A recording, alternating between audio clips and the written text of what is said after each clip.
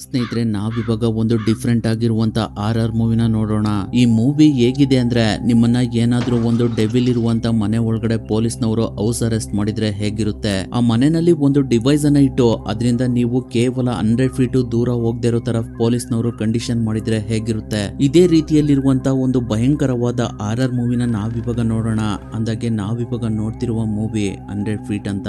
ಈ ಮೂವಿ ತುಂಬಾನೇ ಸಸ್ಪೆನ್ಸ್ ಮತ್ತೆ ಹಾರರ್ ಆಗಿದೆ. ಆದ್ರಿಂದ ಜಾಸ್ತಿ ಟೈಮ್ ವೇಸ್ಟ್ ಮಾಡದೆ ಈ ಮೂವಿ ಒಳಗಡೆ ಎಂಟ್ರಿ ಆಗೋಣ. ಮೂವಿ ಪ್ರಾರಂಭದಲ್ಲಿ ಒಂದು ಕಾರ್ ನಲ್ಲಿ ಮಾರ್ನಿ ವಾಟ್ಸನ್ ಮತ್ತೆ ಶಾಂಕ್ಸ್ ಹೋಗ್ತಾ ಇರೋದನ್ನ ತೋರಿಸ್ತಾರೆ. ಸ್ವಲ್ಪ ಹೊತ್ತಿನ ನಂತರ ನಮ್ಗೆ ಗೊತ್ತಾಗುತ್ತೆ ಮಾರ್ನಿನ ಶಾಂಕ್ಸ್ ಅರೆಸ್ಟ್ ಮಾಡಿ ಕರ್ಕೊಂಡು ಹೋಗ್ತಾ ಇದ್ದಾನೆ ಅಂತ. ಅವನು ಮಾರ್ನಿನ ಅವಳ ಮನೆಗೆ ಕರ್ಕೊಂಡು ಬಂದು, ನಿನ್ನನ್ನ ನಾವು ಹೌಸ್ ಅರೆಸ್ಟ್ ಮಾಡ್ತಾ ಇದೀವಿ, ಆದ್ರಿಂದ ನೀನು ಈ ಮನೆನ ಬಿಟ್ಟು ಹೊರಗಡೆ ಹೋಗೋ ಹಾಗಿಲ್ಲ ಅಂತ ಒಂದು ಡಿವೈಸ್ ಅನ್ನ ಅವಳ ಕಾಲಿಗೆ ಕಟ್ಟಿ ಅದರ ಕೀನ ಶಾಂಕ್ಸ್ ಇಟ್ಕೋತಾನೆ. ನಂತರ ಅವಳಿಗೆ ಅಲ್ಲಿಗೆ ಬಂದಿದ್ದಂತಹ ಪೆಟ್ರೋಲ್ ಮ್ಯಾನ್ ಆ ಡಿವೈಸ್ ಬಗ್ಗೆ ಎಕ್ಸ್ಪ್ಲೈನ್ ಮಾಡ್ತಾನೆ. ನೋಡಿ, ಈ ಡಿವೈಸ್ ಅನ್ನ ನಿಮ್ಮ ಮನೆ ಒಳಗಡೆ ಫಿಕ್ಸ್ ಮಾಡ್ತೀವಿ, ಇದರಿಂದ ನೀವು 100 ಫೀಟ್ ಒಳಗಡೆನೆ ಮಾತ್ರ ತಿರುಗಾಡ್ಬೇಕು. ಅಕಸ್ಮಾತ್ ನೀವೇನಾದ್ರೂ 100 ಫೀಟ್ ಗಿಂತ ಜಾಸ್ತಿ ದೂರ ಹೋದ್ರೆ ನಿಮ್ಮ ಕಾಲಿಗೆ ಕಟ್ಟಿರುವ ಡಿವೈಸ್ ನಲ್ಲಿ ರೆಡ್ ಲೈಟ್ ಬ್ಲಿಂಕ್ ಆಗುತ್ತೆ. ಅದು 3 ಮಿನಿಟ್ಸ್ ವರೆಗೂ ಇರುತ್ತೆ. ಆ 3 ಮಿನಿಟ್ಸ್ ಒಳಗಡೆ ನೀವೇನಾದ್ರೂ ವಾಪಸ್ 100 ಫೀಟ್ ಒಳಗಡೆ ಬಂದ್ರೆ ಅದು ಆಫ್ ಆಗುತ್ತೆ. ನೀವೇನಾದ್ರೂ 3 ಮಿನಿಟ್ಸ್ ಒಳಗಡೆ 100 ಫೀಟ್ ಒಳಗಡೆ ಬರ್ಲಿಲ್ಲ ಅಂದ್ರೆ ಇಲ್ಲಿರುವಂತ ಡಿವೈಸ್ ನಲ್ಲಿ ಜೋರಾದ ಅಲಾರಾಮ್ ಆಗುತ್ತೆ ಮತ್ತೆ ಪೊಲೀಸ್ನವ್ರಿಗೆ ಮೆಸೇಜ್ ಹೋಗುತ್ತೆ ಅಂತ ಸಂಪೂರ್ಣವಾಗಿ ಪೆಟ್ರೋಲ್ ಮ್ಯಾನ್ ಮಾರ್ನಿಗೆ ಆ ಡಿವೈಸ್ ಬಗ್ಗೆ ಎಕ್ಸ್ಪ್ಲೈನ್ ಮಾಡ್ತಾನೆ. ಸ್ನೇಹಿತರೆ, ಮಾರ್ನಿನ ಪೊಲೀಸ್ನವರು ಯಾಕೆ ಅರೆಸ್ಟ್ ಮಾಡಿದ್ದಾರೆ ಅಂದ್ರೆ, ಕೆಲವು ದಿನಗಳ ಹಿಂದೆ ಮಾರ್ನಿ ಮತ್ತೆ ಅವಳ ಗಂಡನ ಮಧ್ಯೆ ಯಾವುದೋ ಒಂದು ವಿಷಯಕ್ಕೆ ದೊಡ್ಡ ಜಗಳ ಆಗಿ ಮಾರ್ನಿ ಅವಳ ಗಂಡನನ್ನ ಸಾಯಿಸಿರ್ತಾಳೆ. ಅದು ಇದೇ ಮನೆಯಲ್ಲಿ. ಅದಕ್ಕೆ ಪೊಲೀಸ್ನವರು ಅವಳು ಯಾಕೆ ಮೈಕ್ ನ ಕೊಲೆ ಮಾಡಿದ್ಲು ಮತ್ತೆ ಅವಳ ಜೊತೆ ಈ ಕೊಲೆನಲ್ಲಿ ಇನ್ನು ಬೇರೆ ಯಾರಾದ್ರೂ ಇದಾರ ಅಂತ ತಿಳ್ಕೊಳ್ಳೋಕೋಸ್ಕರ ಮಾರ್ನಿನ ಹೌಸ್ ಅರೆಸ್ಟ್ ಮಾಡಿರ್ತಾರೆ. ನಂತರ ಮಾರ್ನಿ ಅವಳ ಗಂಡನ ಫೋಟೋಗಳನ್ನ, ಬಟ್ಟೆಗಳನ್ನ ಮತ್ತೆ ಅವನು ಯೂಸ್ ಮಾಡ್ತಿದ್ದಂತ ಅನೇಕ ವಸ್ತುಗಳನ್ನ ಒಂದು ಸೂಟ್ ಕೇಸ್ ಒಳಗಡೆ ಹಾಕಿ ಅದನ್ನ ಬೇಸ್ಮೆಂಟ್ ಒಳಗಡೆ ಹಾಕೋದಕ್ಕೆ ಅಂತ ಇಟ್ಕೊಂಡ್ ಬರ್ತಾಳೆ. ಆದ್ರೆ ಅವಳ ಕಾಲಿನಲ್ಲಿದ್ದ ಡಿವೈಸ್ ನಲ್ಲಿ ರೆಡ್ ಲೈಟ್ ಆನ್ ಆಗುತ್ತೆ. ಯಾಕಂದ್ರೆ ಅವಳು 100 ಫೀಟ್ ಗಿಂತ ಜಾಸ್ತಿ ದೂರ ಬಂದಿರ್ತಾಳೆ. ಆದ್ರಿಂದ ಆ ಸೂಟ್ ಕೇಸ್ ಅನ್ನ ಅಲ್ಲಿಂದನೇ ಹೊರಗಡೆ ಎಸಿತಾಳೆ. ಮತ್ತೆ ಅವಳ ಗಂಡನ ಕೊಲೆ ಮಾಡಿದಾಗ ಆಗಿದ್ದಂತ ಕಲೆಗಳನ್ನೆಲ್ಲ ಕ್ಲೀನ್ ಮಾಡ್ತಾಳೆ. ನಂತರ ರಾತ್ರಿ ಅವಳ ಮನೆಯಲ್ಲಿ ಪವರ್ ಇರೋದಿಲ್ಲ. ಆದ್ರಿಂದ ಎಲೆಕ್ಟ್ರಿಕ್ ಆಫೀಸ್ಗೆ ಕಾಲ್ ಮಾಡಿ ಪವರ್ ಯಾವಾಗ ಬರುತ್ತೆ ಅಂತ ಕೇಳ್ತಾಳೆ. ಅದಕ್ಕೆ ಅವರು ಮಂಡೇವರೆಗೂ ಪವರ್ ಇರೋದಿಲ್ಲ ಅಂತ ಹೇಳ್ತಾರೆ. ಸರಿ, ಇನ್ನೇನ್ ಮಾಡೋದಕ್ಕೆ ಆಗೋಲ್ಲ ಅಂತ ಕ್ಯಾಂಡಲ್ ಗಳನ್ನ ಹಚ್ಚಿ ಬೆಡ್ ಮೇಲೆ ಬಂದು ಕ್ಯಾಂಡಲ್ ನ ಆಫ್ ಮಾಡಿ ಮಲಗಬೇಕಾದ್ರೆ ಅವಳಿಗೆ ಮಂಚದ ಕೆಳಗಡೆ ಏನೋ ಇರೋದು ಗೊತ್ತಾಗುತ್ತೆ. ಆದ್ರಿಂದ ಅವಳು ತುಂಬಾನೇ ಭಯದಲ್ಲಿ ಅದೇನಿರ್ಬೋದು ಅಂತ ನಿಧಾನವಾಗಿ ಮಂಚದ ಕೆಳಗಡೆ ನೋಡ್ತಾ ಇರ್ಬೇಕಾದ್ರೆ ಒಂದು ಬೆಕ್ಕು ಅದ್ರೊಳಗಡೆಯಿಂದ ಹೊರಗಡೆ ಬರುತ್ತೆ. ಆ ಬೆಕ್ಕನ್ನ ಅವಳೆ ಸಾಕಿರ್ತಾಳೆ. ಸರಿ, ಆ ಬೆಕ್ ಜೊತೆ ಮಾರ್ನಿ ಮಾತಾಡ್ತಾ ಇರ್ಬೇಕಾದ್ರೆ ಹೊರಗಡೆ ಏನೋ ಸೌಂಡ್ ಆಗ್ತಿರೋದು ಅವಳಿಗೆ ಕೇಳಿಸುತ್ತೆ. ಅದೇನಿರ್ಬೋದು ಅಂತ ನೋಡೋದಕ್ಕೆ ಟಾರ್ಚ್ ನ ಇಟ್ಕೊಂಡು ಒಂದು ಚಾಕುನ ತಗೊಂಡು ಹಾಲಿಗೆ ಬಂದು ನೋಡ್ತಾ ಇರ್ಬೇಕಾದ್ರೆ ಸಡನ್ ಆಗಿ ಒಬ್ಬ ಹೋಮ್ಲೆಸ್ ಮ್ಯಾನ್ ಅವಳ ಮುಂದಕ್ಕೆ ಬರ್ತಾನೆ. ಅವಾಗ ಮಾರ್ನಿ, ನೀನು ಯಾರು, ನೀನು ಎಲ್ಲಿಂದ ಒಳಗಡೆ ಬಂದೆ ಅಂತ ಕೇಳ್ತಾಳೆ. ಅದಕ್ಕೆ ಅವನು, ನಾನು ಬೇಸ್ಮೆಂಟ್ ನಲ್ಲಿರುವಂತ ಕಿಟಕಿಯಿಂದ ಒಳಗಡೆ ಬಂದೆ, ನನ್ನನ್ನ ಏನು ಮಾಡ್ಬೇಡಿ, ನಾನು ಹೊರಗಡೆ ಹೋಗ್ತೀನಿ ಅಂತ ಅವನು ಹೊರಗಡೆ ಹೋಗ್ತಾನೆ. ನೆಕ್ಸ್ಟ್ ಟೈಮ್ ಮಾರ್ನಿ ಮನೆಗೆ ದಿನಸಿ ಐಟಮ್ ಗಳನ್ನ ಆರ್ಡರ್ ಮಾಡಿರ್ತಾಳೆ. ಅದನ್ನ ತಲುಪಿಸೋದಕ್ಕೆ ಅಂತ ಡೆಲಿವರಿ ಬಾಯ್ ಅಲ್ಲಿಗೆ ಬಂದಿರ್ತಾನೆ. ಆದ್ರಿಂದ ಮಾರ್ನಿ ಬಂದು ಬಾಗ್ಲಿಂದ ಸ್ವಲ್ಪ ದೂರದಲ್ಲೇ ನಿಂತ್ಕೊಂಡು ಬಾಗ್ಲನ್ನ ತೆಗಿತಾಳೆ. ಯಾಕಂದ್ರೆ ಆ ಬಾಗ್ಲು 100 ಫೀಟ್ ಗಿಂತ ಸ್ವಲ್ಪ ದೂರ ಇರುತ್ತೆ. ಅದಕ್ಕೆ ನಂತರ ಡೆಲಿವರಿ ಬಾಯ್ ಆದ ಜಾಯ್ ಅವನ್ ತಂದಿದ್ದಂತ ವಸ್ತುಗಳನ್ನೆಲ್ಲ ತಂದು ಕಿಚನ್ ಒಳಗಡೆ ಇಟ್ಟು ಮಾರ್ನಿನ ಪರಿಚಯ ಮಾಡ್ಕೋತಾನೆ. ಮಾರ್ನಿ ಅವನಿಗೆ, ಇನ್ಮೇಲೆ ನೀವೇ ದಿನ ದಿನಸಿ ಐಟಮ್ ಗಳನ್ನ ತಂದ್ಕೊಡಿ ಅಂತ ಹೇಳ್ತಾಳೆ. ಅದಕ್ಕೆ ಜಾಯ್ ಕೂಡ ಒಪ್ಕೊಂಡು ಅಲ್ಲಿಂದ ಹೋಗ್ತಾನೆ. ರಾತ್ರಿ ಕ್ಯಾಂಡಲ್ ಅನ್ನ ಇಟ್ಕೊಂಡು ಮಾರ್ನಿ ಎಲ್ಲಾ ಕೆಲಸನೂ ಮುಗಿಸಿ ಮಲಗೋದಕ್ಕೆ ಅಂತ ಬೆಡ್ ಮೇಲೆ ಹೋಗಿ ಸ್ಮೋಕ್ ಮಾಡ್ಬೇಕು ಅಂತ ಲೈಟರ್ ನ ಆನ್ ಮಾಡಿದಾಗ ಅವಳ ಮುಂದೆ ಒಂದು ಡೆವಿಲ್ ಮುಖ ಕಾಣುತ್ತೆ. ಆದ್ರಿಂದ ಅವಳು ಗಾಬರಿಯಿಂದ ಅಲ್ಲಿಂದ ಕೆಳಗಡೆ ಬರ್ಬೇಕಾದ್ರೆ ಮೆಟ್ಲಿಂದ ಕೆಳಗಡೆ ಬಿದ್ದೋಗ್ತಾಳೆ. ಅವಾಗ ಗೋಸ್ಟ್ ಕೂಡ ಮೆಟ್ಲಿಂದ ಕೆಳಗಡೆ ಬಂದು ಮಾರ್ನಿ ಹತ್ರ ಬರ್ತಾ ಇರುತ್ತೆ. ಅದಕ್ಕೆ ಮಾರ್ನಿ ತುಂಬಾ ಗಾಬರಿಯಿಂದ ಜೋರಾಗಿ ಕೂಗ್ತಾಳೆ. ಸ್ವಲ್ಪ ಸಮಯದ ನಂತರ ಶಾಂಕ್ಸ್ ಅಲ್ಲಿಗೆ ಬಂದು ನೋಡಿದ್ರೆ ಮಾರ್ನಿ ಪ್ರಜ್ಞೆ ತಪ್ಪಿ ಬಿದ್ದಿರ್ತಾಳೆ. ಅವಳನ್ನ ಎಬ್ಸಿ ಏನಾಯ್ತು ಅಂತ ಶಾಂಕ್ಸ್ ಕೇಳಿದಾಗ ಮಾರ್ನಿ ಅವನಿಗೆ ಏನು ಹೇಳೋದಿಲ್ಲ, ಮೆಟ್ಲು ಮೇಲಿಂದ ಬಿದ್ದೆ ಅಂತ ಹೇಳ್ತಾಳೆ. ಅದಕ್ಕೆ ಮನೆ ಒಳಗಡೆ ಯಾರಾದ್ರೂ ಬಂದ ಅಂತ ಶಾಂಕ್ಸ್ ಕೇಳ್ತಾನೆ. ಅದಕ್ಕೆ ಮಾರ್ನಿ, ಇಲ್ಲ ಯಾರು ಬಂದಿಲ್ಲ, ಮನೆ ಒಳಗಡೆ ಯಾರು ಬರ್ತಾರೆ ಅಂತ ಹೇಳ್ತಾಳೆ. ಅವಾಗ ಶಾಂಕ್ಸ್ ಹೊರಗಡೆ ಹೋಗ್ಬೇಕಾದ್ರೆ ಮಾರ್ನಿ ಬೆಳಿಗ್ಗೆ ಕ್ಲೀನ್ ಮಾಡಿದಂತಹ ಬ್ಲಡ್ ನ ಕಲೆ ಗೋಡೆ ಮೇಲೆ ಹಾಗೆ ಇರುತ್ತೆ. ಅದನ್ನ ನೋಡಿದ ಮಾರ್ನಿಗೆ ತುಂಬಾನೇ ಆಶ್ಚರ್ಯ ಆಗುತ್ತೆ. ನೆಕ್ಸ್ಟ್ ಡೇ ಮಾರ್ನಿ ಮತ್ತೆ ಗೋಡೆ ಮೇಲಿದ್ದ ಆ ಕಲೆನ ಕ್ಲೀನ್ ಮಾಡಿ ಪೇಪರ್ ನಲ್ಲಿ ಮನೆಯಲ್ಲಿ ಯಾವ್ದಾದ್ರು ಕೆಲಸ ಮಾಡುವ ಜಾಬ್ ಇದೆಯಾ ಅಂತ ನೋಡಿ ಅವರಿಗೆ ಕಾಲ್ ಮಾಡಿ ವಿಚಾರಿಸ್ತಾಳೆ. ಆಮೇಲೆ ಸ್ವಲ್ಪ ಸಮಯದ ನಂತರ ಅವಳಿಗೆ ಮೇಲ್ಗಡೆ ಫುಟ್ ಸ್ಟೆಪ್ ಕೇಳುತ್ತೆ. ಆದ್ರಿಂದ ಅವಳು ಒಂದು ಸ್ಟಿಕ್ ಅನ್ನ ಕೈಯಲ್ಲಿ ಹಿಡಿದು ಅದು ಯಾರಿರ್ಬೋದು ಅಂತ ನೋಡೋದಕ್ಕೆ ಮೇಲ್ಗಡೆ ಹೋಗ್ತಾಳೆ. ಅವಾಗ ಅವಳು ನಿಧಾನವಾಗಿ ಮನೆ ಒಳಗಡೆ ಯಾರಿದ್ದಾರೆ ಅಂತ ನೋಡ್ಕೊಂಡು ಬರ್ಬೇಕಾದ್ರೆ ಇಮಿಡಿಯೇಟ್ ಆಗಿ ಅವಳ ಪಕ್ಕದಲ್ಲಿದ್ದ ಬಲ್ಪ್ ಆನ್ ಆಗುತ್ತೆ. ನಂತರ ಮಾರ್ನಿ ಕಿಚನ್ ಹತ್ರ ಬಂದು ಒಂದು ಮ್ಯಾಗಝಿನ್ ನ ನೋಡ್ತಾ ಇರ್ಬೇಕಾದ್ರೆ ಅಲ್ಲಿದ್ದ ಪ್ಲೇಟ್ ಗಳೆಲ್ಲ ಅಳ್ಳಾಡ್ತಾ ಇರ್ತವೆ. ನಂತರ ಅವೆಲ್ಲ ಮಾರ್ನಿ ಕಡೆನೆ ಬಂದು ಬೀಳ್ತವೆ. ಅವಾಗ ಮಾರ್ನಿ, ನೀನು ಇದಕ್ಕೆ ಸರಿ, ಅನೇಕ ವರ್ಷಗಳಿಂದ ನನ್ನನ್ನ ಪ್ರಾಣಿ ತರ ನೋಡ್ತಾ ಇದ್ದೆ, ಕುಡಿದ ನಶೆನಲ್ಲಿ ನನ್ನನ್ನ ಹೊಡಿತಿದ್ದೆ, ಆದ್ರಿಂದ ನಿನ್ನ ತಪ್ಪು ತಪ್ಪಿನಿಂದ ನೀನು ಸತ್ತಿದ್ಯಾ, ನೀನು ಏನ್ ಬೇಕಾದ್ರೂ ನನಗೆ ಮಾಡು, ನನ್ನನ್ನ ಸಾಯಿಸಿದ್ರು ಕೂಡ ಈ ಮನೆನ ಬಿಟ್ಟು ಹೋಗೋದಿಲ್ಲ, ಯಾಕಂದ್ರೆ ಈ ಮನೆ ನಂದು ಅಂತ ಹೇಳ್ತಾಳೆ. ಸ್ನೇಹಿತರೆ, ಅಷ್ಟರೊಳಗಾಗ್ಲೇ ಅವಳಿಗೆ ಗೊತ್ತಾಗಿರುತ್ತೆ ಸತ್ತಿದ್ದ ಅವಳ ಗಂಡ ಗೋಸ್ಟ್ ಆಗಿ ಅವನ ಸೇಡನ್ನ ತೀರಿಸ್ಕೊಳ್ಳೋದಕ್ಕೆ ಅಂತ ಆ ಮನೆಗೆ ಬಂದಿದ್ದಾನೆ ಅಂತ.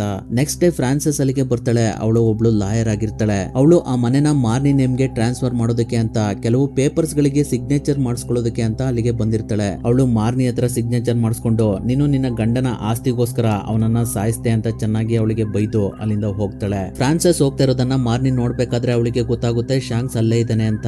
ಶಾಂಕ್ಸ್ ಯಾವಾಗ್ಲೂ ಮಾರ್ನಿ ಮನೆ ಹತ್ರನೇ ಇದ್ದು ಅಲ್ಲಿಗೆ ಯಾರು ಬರ್ತಾರೆ ಯಾರು ಹೋಗ್ತಾರೆ ಅನ್ನೋದನ್ನ ಅಬ್ಸರ್ವ್ ಮಾಡ್ತಾ ಇರ್ತಾನೆ. ನೆಕ್ಸ್ಟ್ ಡೇ ಜಾಯ್ ಮತ್ತೆ ಸಾಮಾನ್ಗಳನ್ನ ತಗೊಂಡು ಮಾರ್ನಿ ಮನೆಗೆ ಬರ್ತಾನೆ. ಅವಾಗ ಅವನು ಮಾರ್ನಿ ಮುಖನ ನೋಡಿದಾಗ ಅವಳ ಮುಖ ಬ್ಲಾಕ್ ಆಗಿರುತ್ತೆ. ಅದಕ್ಕೆ ಜಾಯ್ ಏನಾಯ್ತು ಅಂತ ಕೇಳ್ತಾನೆ. ಅದಕ್ಕೆ ಮಾರ್ನಿ ಮೆಟ್ಲು ಮೇಲಿಂದ ಕೆಳಗಡೆ ಬಿದ್ದೆ ಅಂತ ಹೇಳ್ತಾಳೆ. ಅವಾಗ ಜಾಯ್ ನೀವು ಎಷ್ಟ್ ತಿಂಗಳು ಜೈಲ್ನಲ್ಲಿ ಇದ್ರಿ ಅಂತ ಕೇಳ್ತಾನೆ. ಅದಕ್ಕೆ ಮಾರ್ನಿ 6 ತಿಂಗಳಿದ್ದೆ ಅಂತ ಹೇಳ್ತಾಳೆ. ಅವಾಗ ಜಾಯ್ ಇಲ್ಲಿರುವ ಪಕ್ಕದ ಮನೆಯವರೆಲ್ಲ ಈ ಮನೆಯಲ್ಲಿದ್ದ ಲೇಡಿ ಅವಳ ಗಂಡನ ಕೊಂದು ಜೈಲಿಗೆ ಹೋಗಿದ್ದಾಳೆ ಅಂತ ಮಾತಾಡ್ತಾ ಇದ್ರು, ಅಷ್ಟಕ್ಕೂ ಇಲ್ಲಿ ನಡೆದಿದ್ದಾದ್ರೂ ಏನು ಅಂತ ಮಾರ್ನಿನ ಕೇಳ್ತಾನೆ. ಅವಾಗ ಮಾರ್ನಿ ನನ್ನ ಕಾಲೇಜ್ ಮುಗಿದ್ ಕೂಡ್ಲೆ ನಾವಿಬ್ರು ಮದ್ವೆ ಆದ್ವಿ, ನಾವಿಬ್ರು ಒಬ್ರಿಗೊಬ್ರು ತುಂಬಾನೇ ಪ್ರೀತಿ ಮಾಡ್ತಾ ಇದ್ವಿ. ಆದ್ರೆ ಮೈಕ್ಗೆ ಪೊಲೀಸ್ ಕೆಲಸ ಸಿಕ್ಕಿದ್ಮೇಲೆ ಮನೇಲಿರುವ ವಾತಾವರಣ ಚೇಂಜ್ ಆಯ್ತು. ಪ್ರತಿದಿನ ಮೈಕ್ಗೂ ನನ್ಗೂ ಜಗಳ ಆಗ್ತಿತ್ತು. ಮೈಕ್ಗೆ ಅವನಿಗೆ ಸಿಕ್ಕಿರುವಂತ ಪೊಲೀಸ್ ಕೆಲಸ ಇಷ್ಟ ಇರ್ಲಿಲ್ಲ. ಆದ್ರಿಂದ ಅವನು ರಾತ್ರಿ ಮನೆಗೆ ಬರ್ಬೇಕಾದ್ರೆ ತುಂಬಾ ಬೇಜಾರದಲ್ಲಿ ಮನೆಗೆ ಬರ್ತಿದ್ದ. ಅವಾಗ ಅವನು ಸುಮ್ನೆ ನನಗೆ ಹೊಡಿತಿದ್ದ ಅಂತ ಹೇಳ್ತಾಳೆ. ಅದಕ್ಕೆ ಜಾಯ್ ನೀನು ಪೊಲೀಸ್ಗೆ ಕಂಪ್ಲೇಂಟ್ ಕೊಡೋದಲ್ವಾ ಅಂತ ಹೇಳ್ತಾನೆ. ಅವಾಗ ಮಾರ್ನಿ ಪೊಲೀಸ್ ಕಂಪ್ಲೇಂಟ್ ಕೊಟ್ಟಿದ್ದೆ, ಆದ್ರೆ ಮೈಕ್ಗೆ ಅವರೆಲ್ಲ ಫ್ರೆಂಡ್ ಆದ್ರಿಂದ ಅವರು ಅವನಿಗೆ ಏನು ಮಾಡ್ಲಿಲ್ಲ. ನಂತರ ನಾನು ಈ ಸಂಸಾರನೇ ಬೇಡ ಅಂತ ಡಿವೋರ್ಸ್ಗೆ ಅಪ್ಲೈ ಮಾಡಿದೆ. ಆದ್ರಿಂದ ಮೈಕ್ಗೆ ಸಿಟ್ಟು ಬಂದು ಒಂದಿನ ನನ್ನನ್ನ ಚಾಕುವಿನಿಂದ ಸಾಯಿಸೋದಕ್ಕೆ ಅಂತ ಬಂದ.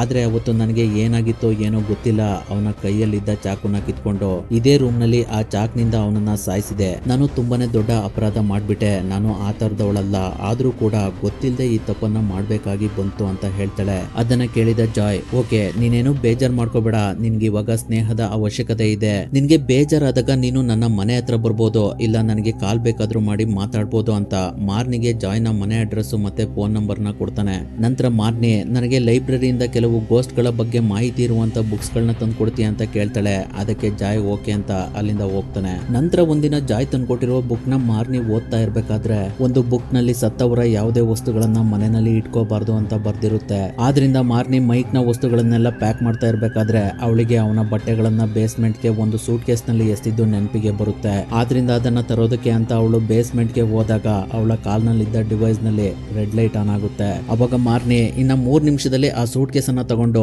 ವಾಪಸ್ ಬಂದ್ಬಿಡೋಣ ಅಂತ ಒಳಗಡೆ ಹೋದಾಗ ಬೇಸ್ಮೆಂಟ್ ನ ಡೋರು ಕ್ಲೋಸ್ ಆಗುತ್ತೆ. ಅವಳು ಎಲ್ಲನೂ ತಗೊಂಡು ಇನ್ನೇನು ವಾಪಸ್ ಬರೋಷ್ಟರಲ್ಲಿ ಅಲ್ಲಿಗೆ ಮಾರ್ನಿ ಗಂಡನ ಪ್ರೇತಾತ್ಮ ಬಂದು ಅವಳಿಗೆ ಸಖತ್ ಹೊಡೆದು ಅವಳನ್ನ ಸಾಯಿಸೋದಕ್ಕೆ ಅಂತ ಬರ್ತಾ ಇರುತ್ತೆ.